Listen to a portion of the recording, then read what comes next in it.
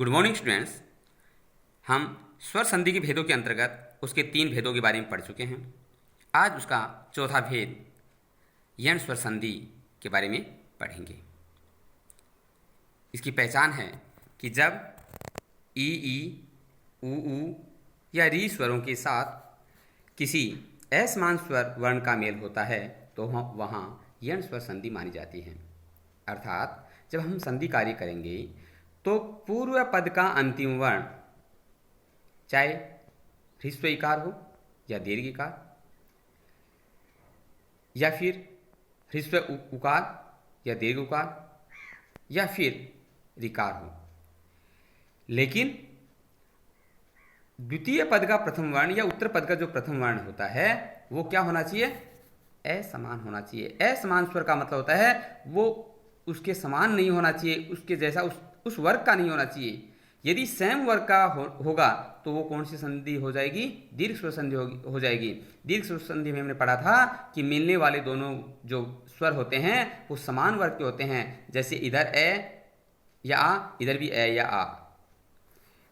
प्रथम वर्ण जो प्रथम पद का अंतिम वर्ण है वो ई या ई होगा, तो द्वितीय पद का प्रथम वर्ण भी ई या ई।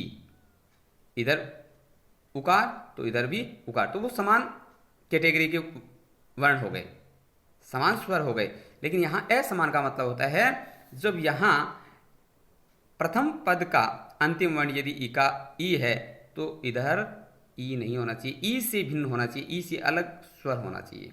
होंगे दोनों स्वर, ये भी स्वर और इधर द्वितीय पद का प्रथम वर्ण भी स्वर, लेकिन यहाँ जो ई या ऊ या री है तो उससे वो भिन्न होना चाहिए, अलग होना चाहिए। तो समझ गए होंगे कि असमान का मतलब यहाँ क्या है।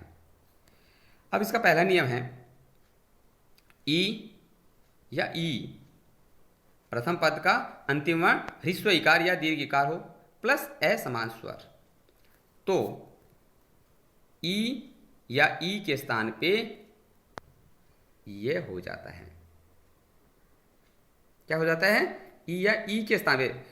पिछली संधि में हमने पढ़ा दोनों की जगह दोनों को मिलाने पर ये, लेकिन यहाँ ये बात नहीं है। यहाँ सिर्फ ई या ई के स्थान पे ये होगा, आगे वाला असमान स्वर वो अपने आप में स्वतंत्र रहेगा और फिर उसमें वो स्वर मिल जाएगा। लेकिन यहाँ हम बात कर रहे हैं कि ई या ई के स्थान पर यह होगा जो कि हलंत होगा।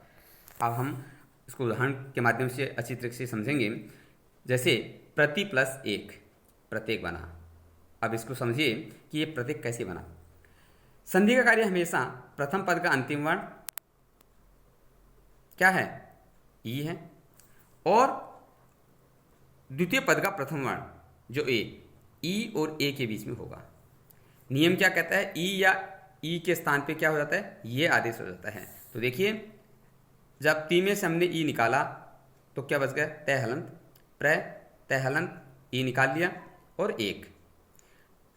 अब नियम के अकॉर्डिंग ई के स्थान पे हम क्या कर देंगे? ये आदेश कर देंगे।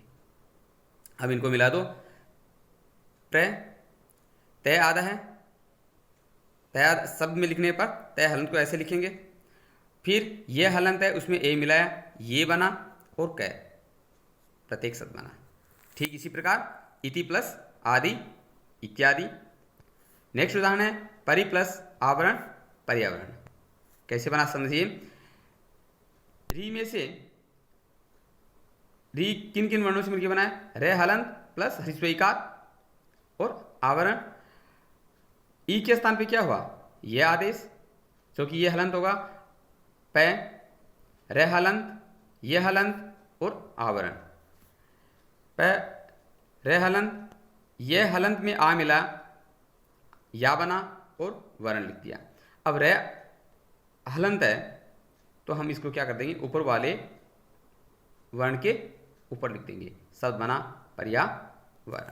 ठीक इसी प्रकार अभि प्लस उदय है, अभ्युदय है, अभि प्लस अर्थी अभ्यर्थी, यदि प्लस अपि यद्यपि और वी प्लस आकुल इक्वल टू व्याकुल शब्द बना। अगला अब इसका नियम है कि प्रथम पद का अंतिम वर्ण ह्रस्व उकार या दीर्घ उकार हो और उत्तर पद का प्रथम वर्ण उकार से भिन्न स्वर हो, अर्थात ह्रस्व उ या दीर्घ उ नहीं होना चाहिए। तब उ के स्थान पे व आदेश हो जाता है। वो व कैसा होगा? हलंत व। अब उदाहरण देखिए, जैसे सु प्लस आगत स्वागत कैसे बना, देखिए जो सु है वो किन किन वर्णों से मिलकर बना है? सहलंत प्लस उ, और हमने आगत लिख दिया। अब उ के स्थान पे क्या आदेश होगा? उ के स्थान पे व, उ के स्थान पे हमने व कर दिया। सहलंत, उ के स्थान पे व हलंत और आगत। अब इनको मिला दो, जब सहलंत लिखा है लेकिन जब शब्द में लिखेंगे तो स आधा लिख दिया, फिर व हलंत में आ मिला वा बना और गत, शब्द बना स्वागत। ठीक इसी प्रकार मधु प्लस अरि मध्वरि कैसे बना? धू के टुकड़े किए, ध हलंत प्लस उ के स्थान पे व आदेश और शब्द मिलाया मैं, ध हलंत को आधा लिख दिया और व हलंत में ए मिला व पूरा और री, मध्वरि शब्द बना।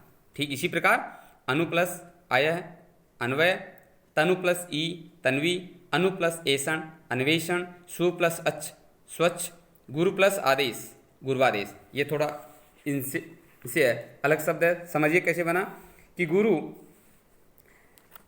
रू के टुकड़े किए, रे हलंत और ह्रस्व उ और आदेश। अब उ के स्थान पे हमने क्या किया?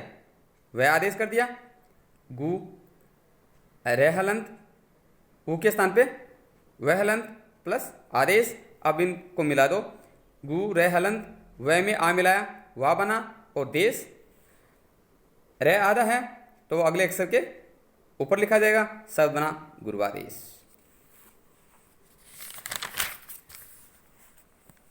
इसका अगला नियम है कि री प्लस असमान स्वर इक्वल टू री के स्थान पे रे आदेश हो जाता है।